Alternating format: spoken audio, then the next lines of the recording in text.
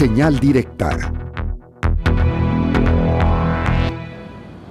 Estamos de regreso. Siempre es un gusto tener aquí en el foro a José Carlos Toral, quien es integrante del Observatorio sobre Conflictos Socioambientales y Defensa de Activistas. Y con él vamos a platicar hoy de un tema que conoce muy bien porque como periodista trabajó bastante en ello. Y bueno, ahora pues las luces de alarma se prenden con la discusión del POTMED, porque habría autorización para desarrollos habitacionales en torno a basureros municipales. ¿Cómo estás, José Carlos? Muy buenos días. ¿Qué tal, Sonia? Qué gusto saludarte. ¿Qué tal? Bienvenido. Hola, Ángel. Muy buenos días. Bueno, cuéntanos qué es lo que ocurre en torno a estos basureros, Laureles, La Cajilota y Matatlán. Así es, bueno, son basureros, dos de ellos que ya en teoría están cerrados, ya no reciben basura, pero que de acuerdo con especialistas almacenaron durante décadas residuos que van a seguir generando contaminación. Porque nada más precisar, no tuvieron un plan de abandono. Tuvieron simulación. Exacto. De plan de abandono, el de Laureles, que es el que más recientemente se cerró en 2021, se aprobó y bueno, lleva muchísimo retraso, debió de haberse hecho en 2 años, es decir, en 2023 terminado y va más o menos a la tercera parte. El de Matatlán, que está en Tonalá, por ahí a inicios de siglo 2004-2006, se aprobó un plan de abandono que jamás se cumplió.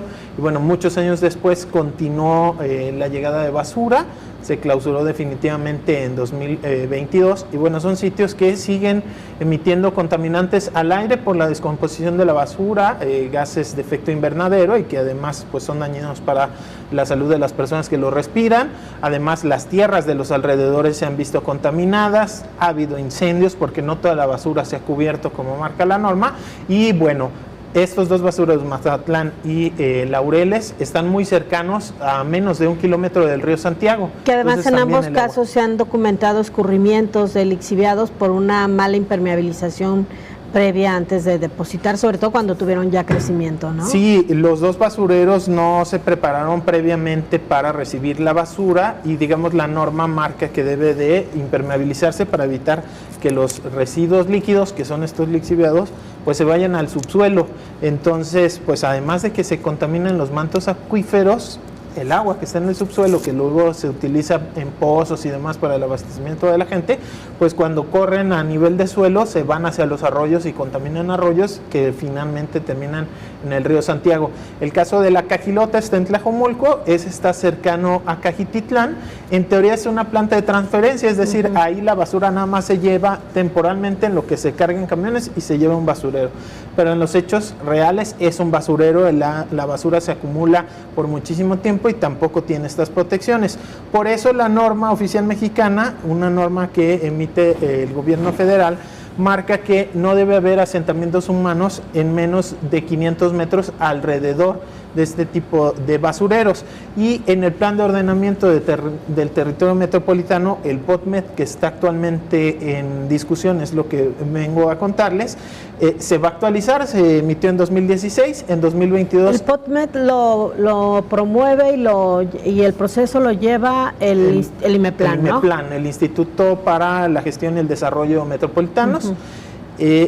También lleva el tema de planeación y digamos que este es un ordenamiento para toda el área metropolitana de Guadalajara y deriva en una zonificación primaria. ¿Qué quiere decir eso? Bueno, cada predio de la ciudad tiene una clasificación de qué uso se le va a dar pensando a futuro, planeando cómo va a ser el crecimiento de la ciudad a futuro. Y esa zonificación que se acuerda entre todos los municipios, luego debe de replicarse ya en una zonificación secundaria que es mucho más específica y es donde ya te dicen, no, pues tu predio puedes tener comercio o no, puedes tener industria o no, es un área natural y se debe conservar, etcétera, ¿no? Eso ya, digamos, esto está encima de los municipios y los municipios deben apegarse a él. Cuando hagan sus planes parciales. Exacto, los planes parciales deben de ser congruentes con lo que primero se emite a nivel metropolitano. Eso ahorita está en discusión, cerró la consulta pública hace unas semanas, el 17 de agosto, y bueno, lo que encontramos es que el propio plan de ordenamiento metropolitano en su diagnóstico, en sus programas, indicadores y metas, habla sobre el tema de los basureros y advierten que estos 500 metros alrededor de los basureros en donde no debe haber asentamientos humanos, incluso debe ser el doble, y dice, aquí vamos a considerar 1000 metros, 1 kilómetro, por los riesgos a la salud justamente que significa vivir cerca de uno de estos asentamientos. Entonces dice, el plan se va a considerar un área, un perímetro de 1000 metros. Luego eso pasa en muchos otros temas que si quieren luego platicamos, como el de los arroyos, la conservación de áreas naturales. Luego el diagnóstico es muy bueno, las intenciones parecen muy buenas en lo escrito. Y ya luego cuando ves eso, cómo se aterriza en la zonificación, dices, hay aparentemente una división entre las opiniones técnicas, las evaluaciones de especialistas, y luego pareciera que ya en la zonificación más bien pesan intereses económicos y políticos, porque no se ve reflejado. ¿Quién tiene la reserva de la tierra en la zona, no? ¿Qué es lo que se va a poder construir en los próximos años y qué no? ¿Qué debemos de conservar y qué no? Y por ejemplo, vamos viendo un mapa que elaboramos con base en lo que el propio Plan de Ordenamiento Metropolitano define para el basurero de Los Laureles. Este basurero es pues peculiar porque está en territorio de Tonalá, pero está hasta el sur, y prácticamente donde termina el basurero está el municipio del Salto. Entonces pareciera que no hay comunicación entre municipios. Para quienes nos escuchan en radio, bueno, en pantalla estamos viendo en color rojo cuál es la forma que tiene el basurero de Los Laureles, y según el plan de ordenamiento, en los 500 metros alrededor no debería haber vivienda. En este caso sí se respeta, es la línea amarilla que se ve ahí como un semicírculo. Dentro de ahí solamente están consideradas áreas de conservación, pero en los 1000 metros que de acuerdo con el propio PODMET debería de haber pues evitarse el crecimiento de la ciudad por el riesgo a la salud, lo que estamos viendo es que si hay muchas colonias, primero, que ya están existiendo ahí, por ejemplo, Parques del Triunfo en el Salto, que no debió de haberse permitido, pero que se permitió porque es otro municipio, y justamente para eso está el IMEPLAN, ¿no? Para definir las cuestiones metropolitanas, y bueno, lo que vemos es que se está considerando industria, que es la pequeña franja roja que vemos del lado izquierdo del basurero, y hay muchas zonas que se ven de este color anaranjado o cobrizo. Eso está pensado a futuro, es decir, ahora no hay ahí asentamientos humanos y se está considerando que se pueda construir. Vemos pues varios predios bastante grandes, y es gente que pues luego llega a vivir a una zona sin saber que ese cerro que se ve ahí a un lado en realidad no es un cerro natural, es una montaña de basura, y es literal, son más de 21 millones de metros cúbicos de residuos que se han acumulado ahí. ¿Eso qué significa? Bueno, haciendo la comparación, son más de 20 pirámides del Sol, esta pirámide que está en Teotihuacán, ¿no? Que cuesta bastante trabajo subir. Bueno, de ese tamaño es la montaña de basura a la que se estaría pues definiendo un crecimiento de la ciudad. Algo parecido ocurre en Matatlán. Este está en Tonalá. Hay muchos fraccionamientos que se han ido construyendo alrededor.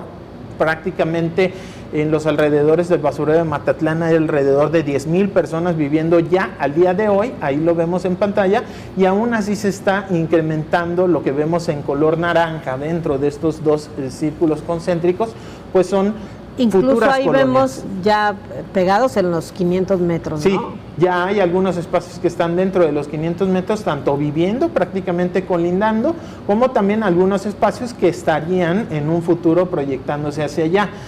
Si la justificación es que ya no está recibiendo basura, bueno, habría un desconocimiento, porque el propio documento reconoce que estos sitios van a seguir contaminando. No es que deje de llegar basura y se acabó el problema, ¿no? Sobre todo, pues si no se cumple un plan de abandono. Y en el caso de Tlajomulco, la Cajilota, que les decía es una estación de transferencia, pues la situación, digamos, no es tan grande en cuanto al volumen de basura, pero sí en cuanto a que tal cual, colindando, ni siquiera están considerando la línea que vemos color verde, es los 300 metros que marca la norma para las estaciones de transferencia. Les decía, en este caso en realidad es un basurero, en los hechos es un basurero, pero oficialmente es una estación de transferencia. Bueno, ni siquiera los 300 metros que se están considerando alrededor, la norma dice no debe de haber habitabilidad. Prácticamente cruzas la calle, ¿no? Y ya están ahí considerando que crezca la ciudad.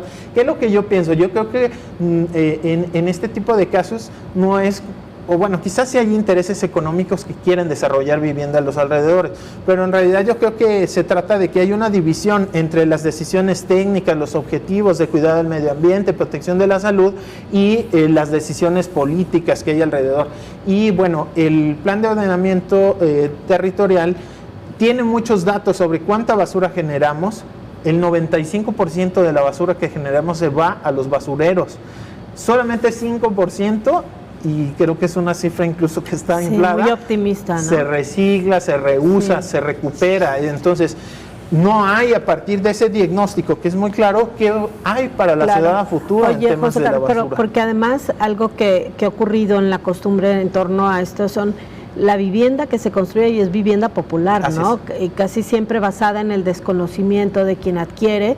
Como bien mencionabas, no ves una montaña, no sabes que debajo hay basura, no hay información. Incluso los procesos de consulta cuando se van a aprobar planes son tan técnicos que para la población es muy complejo acceder a la información, ¿no? Sí, es difícil porque la consulta pública generalmente da por sentado que entiendes todos estos documentos técnicos. Exactamente. Hay poca pedagogía. Entonces, pues quienes participan luego es pues gente de la Cámara de la Industria de la Construcción, académicos. Nosotros mandamos algunas observaciones ahí desde el observatorio, algunas organizaciones ciudadanas que pues sí se preparan, pero el grueso de la gente hasta que le llega el golpe es que se da cuenta. Y es lo que pasa, por ejemplo, en Parques del Triunfo, es un fraccionamiento de interés social con casas pues que la gente puede adquirir, aunque está bastante retirado, digamos, del centro de Guadalajara y demás, se vaya a vivir, y es hasta que llega así. Todos los días empiezas a tener un olor a basura y dices, ¿qué está pasando, no? Y es cuando empieza la gente a darse cuenta que en realidad compró una casa en donde piensa vivir toda su vida, para la que se endeudó, pues junto a un basurero, y les empieza a generar ya problemas a la salud, incomodidad, ¿no? Y luego los incendios que ha habido en estos espacios, que pues es, si cuando se quema la primavera nos genera muchas afectaciones a la salud, imagínense cuando es basura la que se quema. Hay un factor clave, José, que yo lo trabajé muchos años. El tema es que tiene que haber una política de separación de las basuras, porque a final de cuentas todo el gran problema es toda la especie que se genera de eso, y es una contaminación absoluta. Yo creo que se tendrían que mantener campañas muy sólidas para poner por separado los orgánicos, los papeles, los metales, etcétera, cada cosa, y eso creo que mejora muchísimo todo el medio ambiente. Sí, definitivamente. En 2020 se aprobó el Plan de Acción Climática Metropolitana, que planteaba en 2020 que a 10 años, para 2030, la ciudad iba a bajar 30% la cantidad de basura que mandamos a rellenos sanitarios, o sea, basureros, ¿no? En donde básicamente se entierra la basura. Pasaron 2 años y el propio PodMed lo tiene.